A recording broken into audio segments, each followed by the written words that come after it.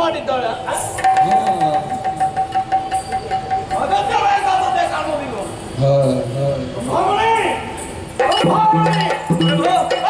ಬಂದಿರಾ ಸ್ವಾಮಿ?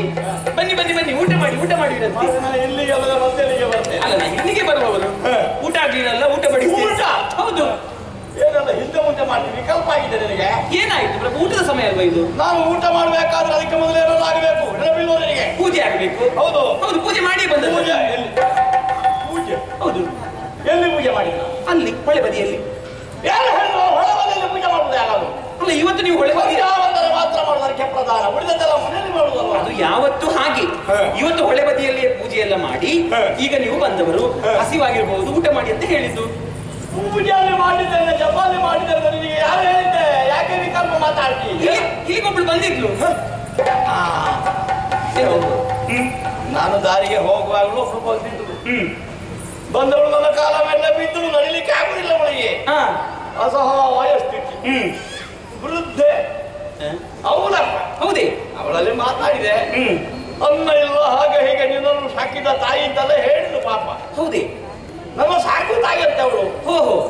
ಅವಳ ಕರುಣಾಜನಕವಾದ ಕಥೆ ಕೇಳುವಾಗ ನನಗೂ ಕಣ್ಣೀರು ಬಂತು. ಅನ್ನ ಇಲ್ಲ ಮಗನ ಹೊಟ್ಟೆಗೆ, ನನಗೆ ಸಾಹಿತ್ಯಗಾರ ಕಲಿಕೆಯಲ್ಲಿ.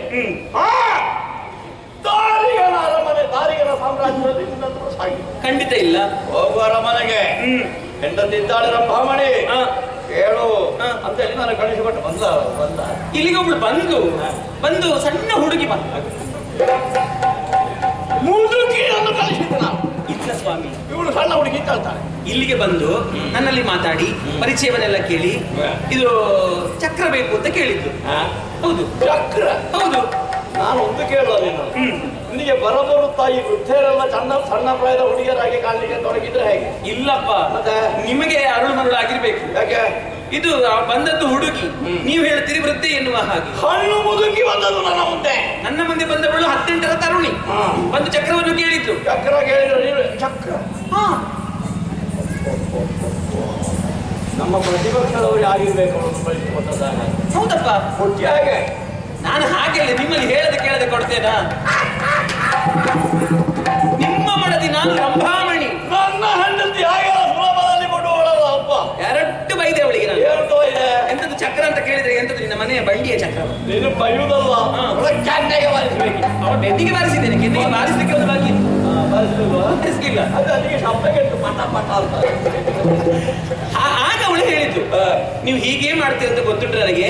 ನಾನು ನಿಮ್ಮ ಗಂಡನನ್ನು ನೋಡಿಯೇ ಬಂದದ್ದು. ಈಗ ಇಲ್ಲಿಂದಲೇ ನಾನು ಕೂಗಿ ಕರೀತೇನೆ ಎನ್ನುವ ಹಾಗೆ. ಇಲ್ಲಿಂದಲೇ ಕೂಗಿ ಕರೀತವಳು. ಏನು ಅಂತ? ರಾಯರೇ, ಇಲ್ಲಿ ನೀವು ಹೇಳಿದ್ದನ್ನು ಕೊಡುವುದಿಲ್ಲ ಎನ್ನುವ ಹಾಗೆ. ಆವಾಗ ನೀವೇ ಹೇಳಿದ್ರಿ, ರಂಭಾಮಣಿ ನಾನು ಹೇಳಿದ್ದು ಹೌದು, ಅವಳು ಹೇಳಿದ್ದನ್ನು ಕೊಟ್ಟು ಬಿಡೆ ಎನ್ನುವ ಹಾಗೆ. ಆ ಮುದುಕಿ ಹೊರಡುವಾಗ ಹೇಳಿದ್ದು ನನ್ನಲ್ಲಿ. ಒಂದು ವೇಳೆ ನಾನು ಕೇಳಿ ಅನ್ನ ಕೊಡ್ಲಿಲ್ಲ ಅಂತಾದ್ರೆ ಏನು ಮಾಡ್ಬೇಕು? ಅವಾಗ ನಾನೇ ದಾರಿ ಹೇಳಿ, ಇಲ್ಲಿ ಕೊಡುವುದಿಲ್ಲ ಅಂತ ಹೇಳು, ನಾನು ಹೇಳ್ತೇನೆ ಕೊಟ್ಟು ಬಿಡು, ನಾನು ಹೇಳಿದ ಹೌದು ಅಂತ ಹೇಳ್ತೇನೆ. ಅನ್ನದ ಬಗ್ಗೆ ಮಾತಾಡಿಲ್ಲ. ಓಹೋ, ನೀವು ಮುದುಕಿಗೆ ಅನ್ನವನ್ನು ಕೊಡ್ಲಿಕ್ಕೆ ಹೇಳಿದ್ದ? ಹೌದೇ? ಅವಳು ಕೇಳಿದ್ದು ಚಕ್ರವನ್ನು. ಏನ್ ಮಾಡಿದೆ? ನಾನು ಕೊಟ್ಟು ಬಿಟ್ಟೆ ಸ್ವಾಮಿ.